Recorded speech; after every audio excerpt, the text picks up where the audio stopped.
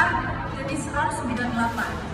Hal ini menyebabkan kelangkaan ketersediaan cadangan yang merugikan konsumen pengguna dengan spesifikasi BBM tersebut. Adanya intervensi kebijakan Menteri ESDM Bahlil Lahadalia dengan mengarahkan perusahaan SPBU Shell untuk kolaborasi dengan SPBU Pertamina dengan tujuan tidak mengandalkan impor pandemi menyebabkan sejumlah polemik antara Menteri SDM dengan PT Shell Indonesia dan juga konsumen SPBU tersebut. Hal ini menyebabkan sejumlah kritik dari masyarakat atas kebijakan yang diberikan oleh Menteri SDM tersebut. Tak hanya itu, hadirnya gugatan perdata dari konsumen Shell kepada Bahlil Lahadalia dan pihak terkait di Pengadilan Negeri Jakarta Pusat menambah rentetan permasalahan yang ada.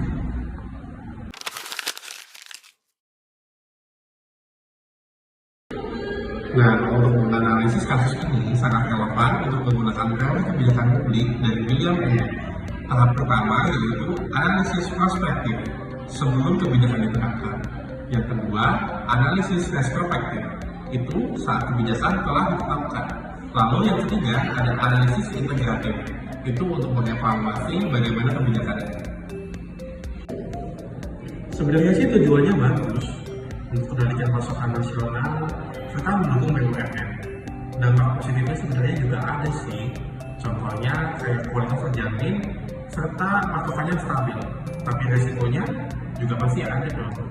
Resikonya itu pertama, SPBU swasta seperti Shell itu bergantung pada Pertamina.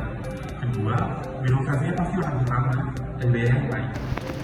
Baik, di sini kita menganalisis dari teori konflik Kramers dan Maxwell. Nah, teori konflik ini memandang bahwa masyarakat sebagai arbiter untuk sumber daya yang terbatas.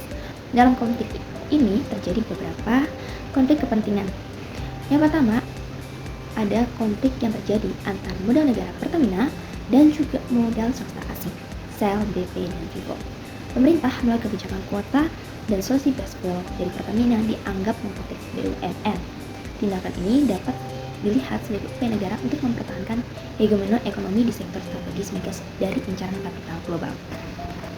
Dan dari beberapa pihak juga dapat dijelaskan seperti pemerintah melalui Kementerian SDM berkepentingan untuk menjaga stabilitas pasokan nasional dan kedaulatan energi dengan Pertamina sebagai tulang punggungnya, dan juga Kementerian Investasi berkepentingan untuk menciptakan iklim investasi yang kondusif dan menarik investor asing, dan selanjutnya SPBU swasta yang berkepentingan pada keputusan usaha, efisiensi biaya dan juga keuntungan, dan kepentingan konsumen untuk ketersediaan dan keterjangkauan BBM itu sendiri. Nah, lalu bagaimana kalau kita analisis dari teori dramaturgi Erving Goffman? Nah, Goffman sendiri memandang bahwa kehidupan sosial itu seperti sebuah panggung, ada front stage and back stage. Nah, bagaimana dari persoalan ini dapat kita lihat dari teori dramaturgi. Nah, panggung depan sendiri yang ada di dalam persoalan ini yaitu Kementerian SDM Bahlil tampil di konferensi pers JCC Senayan sebagai sang pembela kebijakan, dan pidatonya memberikan suatu fakta dan data yaitu angka 110% yang menunjukkan dan dapat meyakinkan publik bahwa pemerintah itu sudah bertindak benar dan bermurah hati. Nah, dalam kutipan kalimatnya 110% itu kan harusnya sudah patah kali kan. Nah, ada upaya untuk menolak kesan, membuat impresi manajemen bahwa masalahnya sudah selesai. Namun, ketika ada di backstage, sesungguhnya kita nggak akan pernah tahu terdapat pertemuan-pertemuan tertutup antara BKPM, Pertamina, dan SPBU swasta dan Kementerian itu sendiri, di mana terdapat negosiasi yang sesungguhnya, keluhan-keluhan dan kompromi-kompromi yang dapat saja mungkin terjadi. Kelangkaan stok BBM di SPBU swasta masih berlanjut di pekan terakhir Oktober 2025. Sesuai kesepakatan yang difasilitasi Kementerian ESDM, Pertamina diharapkan mengimpor sekitar 1,2 juta barel BBM RON 92 dan sekitar 270.000 barel BBM RON 98 untuk kebutuhan swasta hingga akhir 2025. Dalam kesepakatan antara pengelola BBM swasta dengan Menteri ESDM Bahlil Lahadalia, entitas swasta memberi syarat bahwa BBM yang akan dibeli harus bersifat murni yang akan dicampur di tangki masing-masing. Sementara kandungan etanol sebanyak 3,5% dalam gas fuel yang diimpor oleh Pertamina.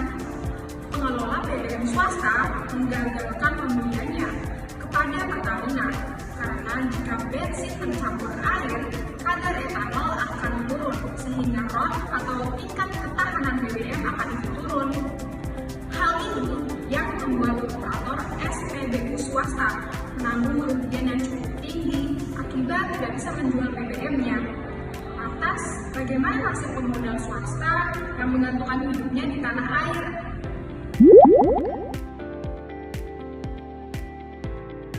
Jika Kementerian SDM menyuruh swasta untuk beredar dalam pertamina, maka Pertamina perlu meningkatkan kualitas dan juga mutunya sehingga BBM yang diproduksi murni tanpa campuran.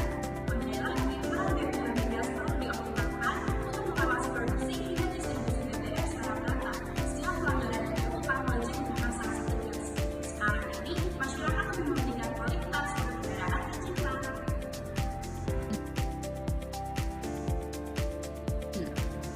Lalu apa saja yang perlu dibenahi dalam kasus ini?